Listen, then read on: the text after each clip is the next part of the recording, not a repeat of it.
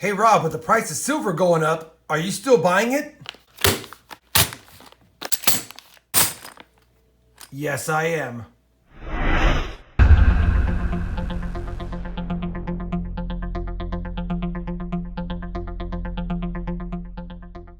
Hey everybody, it's Rob with RobFindsTreasure, and I have another constitutional or junk silver purchase and hunt video for you guys today.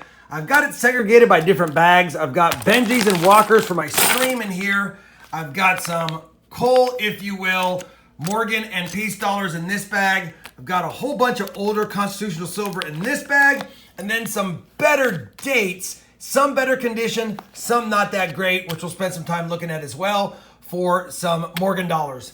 So I figured we'd break this video into a couple of different segments. First and foremost, I'll dump this bag of Walkers and Benjis out, and we'll just take a quick look to see if we possibly have any better dates or any varieties within here. Let me get that done. We'll do that first. Then we'll move on to the Morgan dollars, and then if I have time, we'll do the older constitutional silver search as well. Otherwise, I may make that a part of another video if the hunt gets too long. Let me clear away this, and let's do a slow motion dump out.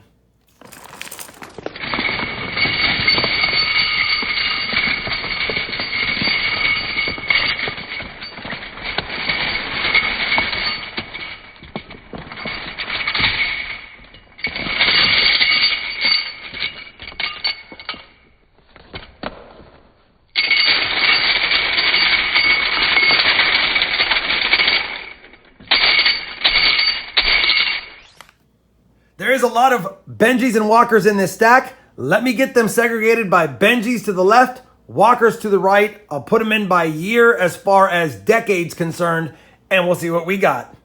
So I've got all the half dollars segregated. We've got 40s, 50s, 60s on the Benjis. We even had a 64 Kennedy in there. We have teens, 20s, 30s, and 40s on the Walkers. Nothing as far as key dates to get excited about. We had one lone 1955 Benji in there. Decent shape, but it's definitely in circulated condition. It has been worn away a little bit. No bell lines really to speak of. But I did put it under the scope to check for the Bugs Bunny. And what you're looking for on the Bugs Bunny variety is basically some bunny teeth or some teeth on it. Now, Benji's mouth should be shut with a smirk and not be open with teeth on it. And when I put this 55 under the scope, take a look at this. We've got the Bugs Bunny FS 401. Unbelievable. 155 in the entire lot, and it's the Bugs Bunny FS 401 variety. Now, for those wondering what kind of value is on this, 1955 FS 401 Bugs Bunny. And even in mint state condition, it doesn't fetch a ton. If it was in mint state 60, it'd be about a $27 half dollar. Mine's not gonna be in mint state. It's probably AU at best, but still, paid junk silver price for it. We've got a variety. I did not have the 55 FS 401. I'll take it. I'll bore you with the details of going through all these half dollars. I'll just sleeve them up, put them in for the stream, and we'll move on to the Morgan dollars next. All right, I've got them laid out, and there's a lot to cover here. And I know you guys want to see the coins a little more close up, but let me start with the Peace Dollars. So we had some Cole Morgans and a whole bunch of Peace Dollars, and I went through all the Peace Dollars and only grabbed 1925 and later that he had in the bin. Plus, I did find a pretty nice 1923 that I figured I would grab as well since it's in really good shape. But we got a 23p, we got a 25p, a couple of them. We got a couple of 26p's in really great shape, and a couple of 26s's. We did get a 27p, not in the best shape, but I always grab 27s when I can see them. And then we did find 134D and 234S's. 1934S had only barely a million of them minted, and even in VF20, they're about a $80 coin. Now, probably not VF20 on these, but still a lot better in value than what I paid for them for sure. But I'm most excited about this 34D. The 134D in there is the 34D doubled dye obverse. You can tell it's doubled because it'll have doubling on the front of Liberty's face as well as the last points in the crown. You can see them with the naked eye. They're doubled the last 2 or 3 points in the crown. And it does have that doubling. So there's 2 types. There's a small D and a large D, or a medium D, I should say, in the back. And so I stuck mine under the scope, and the medium D is closer to the rim, and you can see the line there for reference. The other one is higher up and further from the rim. When I bring up mine under the scope, you can see it's closer to the rim, it's a larger D, and it's a little bit lower as it should be. So that one is the medium D variety, and unfortunately, I already have a 34D medium D DDO. I was hoping it'd be a small D because I don't have that one. Either way, I'll take it. Another nice find. Peace dollars panned out. I'm happy with my purchase. Now, as far as the Morgan dollars go, we have an 1879 Philadelphia common, an 1879S. This is the third reverse. It is common. We got a better date, 1881O, in pretty nice condition, I might add. So I'm happy with that pickup for sure. And an 1896S, pretty worn, but cool character. We got an 1882 Philadelphia. We've got an 1885 Philadelphia. And we even scored an 1885S. Better condition, better date, with some toning.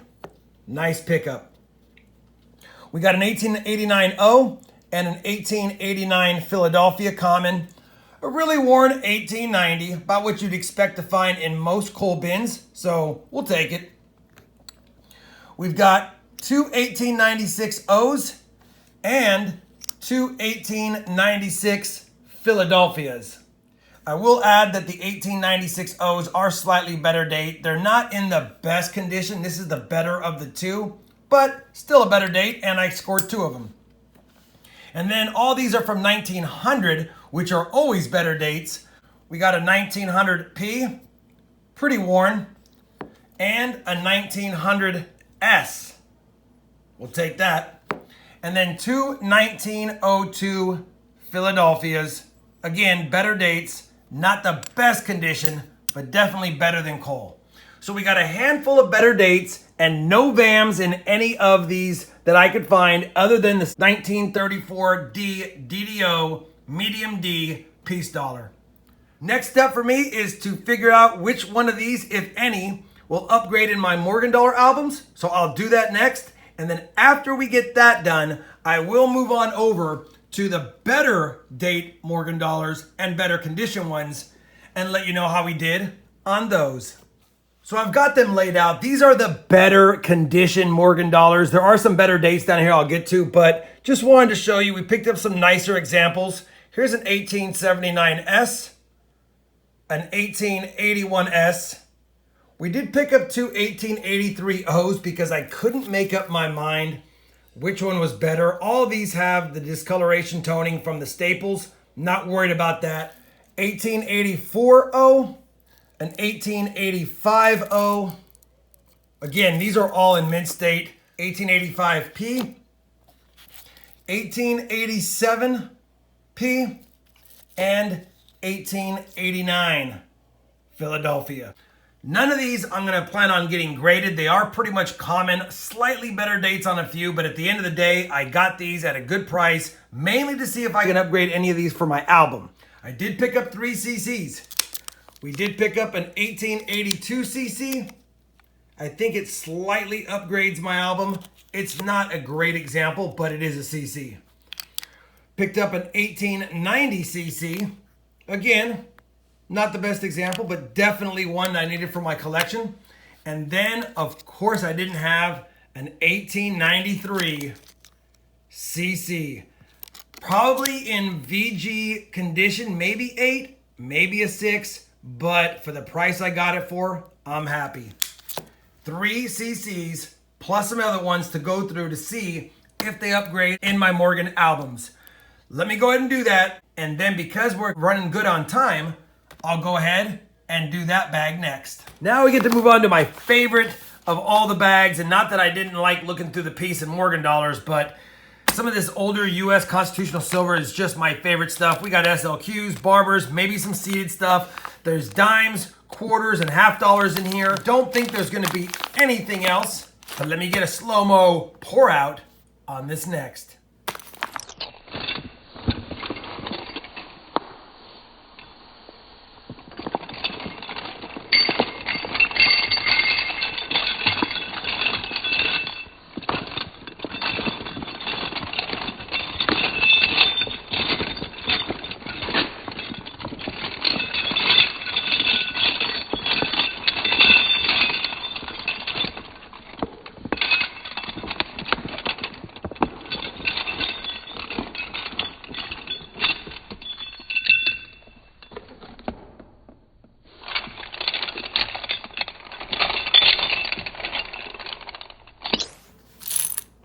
All right, that might have been the world's longest slow-mo pour out, but you know what? We had fun doing it, and we're gonna have a lot of fun going through here.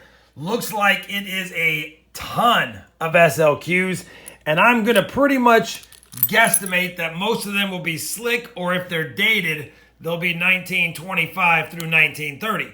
But wouldn't mind finding any 1927s with some mint marks. I do see some Barber stuff in here, but I don't know if I see anything seeded at all. Maybe there's no seededs this time around. Of course, if we find one, you guys will see it. Let me get them separated by denomination and design and bring you back. All right, we have got them all separated by date and design. We have a stack of Barber half dollars, a couple of stack of Liberty Head or Barber quarters, a nice set of SLQs, and some are really slick and some are pretty nice, like you can see here. And then we even have a couple of seededs. I don't know the dates yet, but they are definitely slick. And then a stack of Barber dimes as well. Let me go through the Barber halves first, see if we have anything cool, and if not, if anything upgrades in my album. So we've got the Barber half dollars laid out. We got an 1893-0, 1894-0, 1896P. That is a better date, and it is actually in decent condition overall. Yeah, it's definitely circulated, but I'll take it.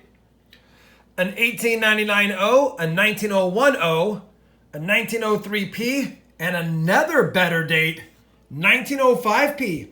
Only 662,000 of these minted, and we've got one from a junk bin.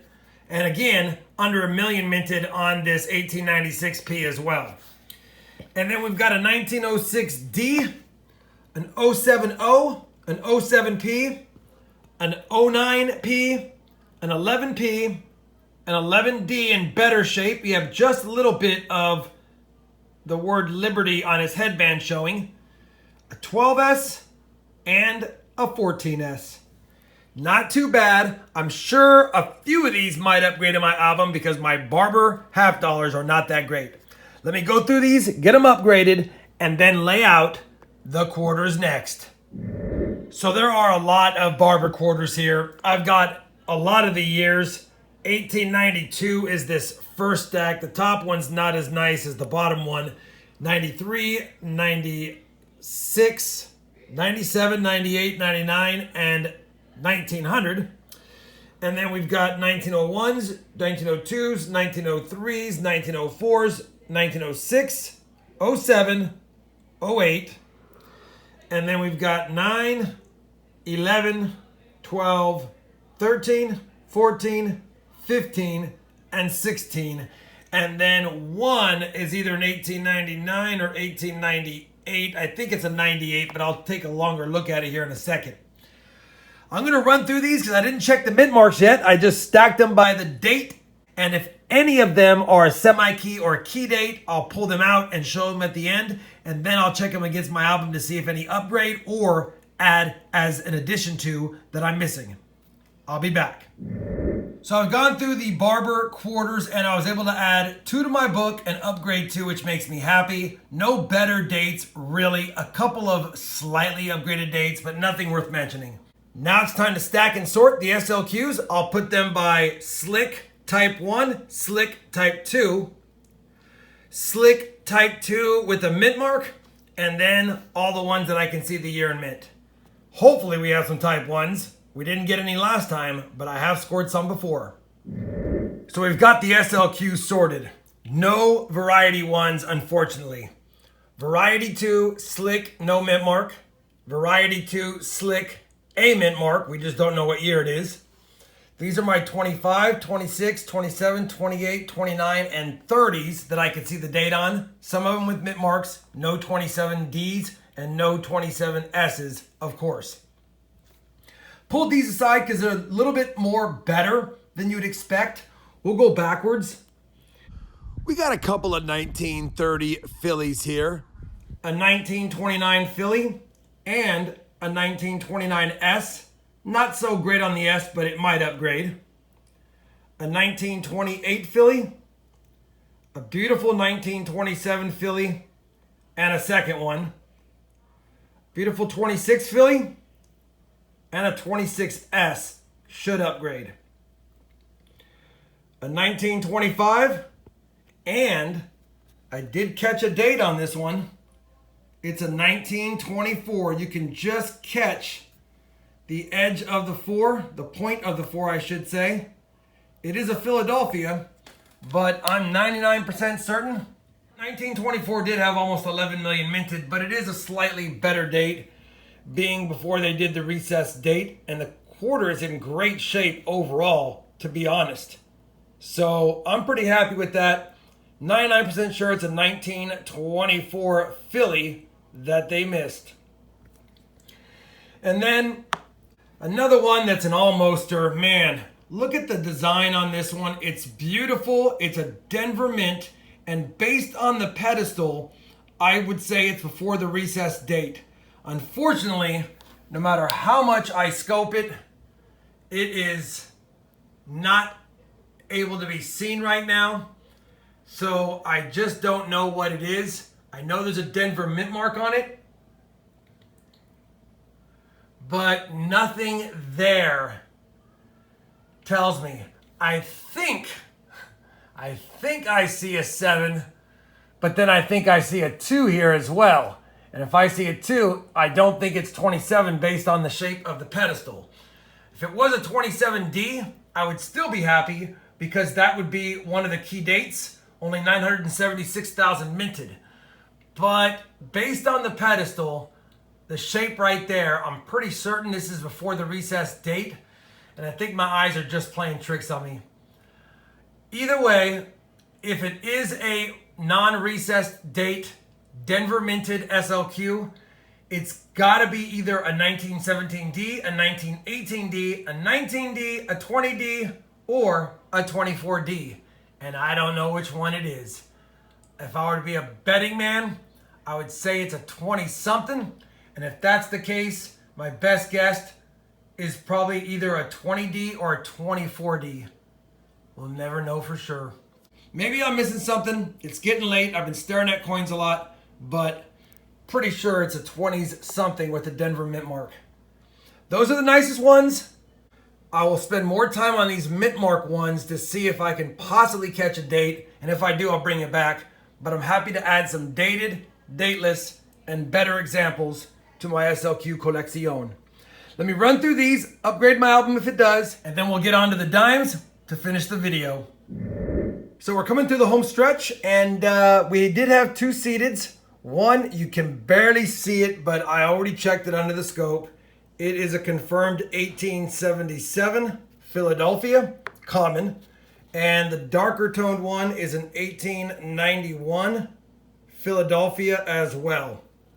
That's it for the seededs. For the Barbers, we did have 2 better dates, and I'll get into those. But we had an 1897P, 1898P, 1899p.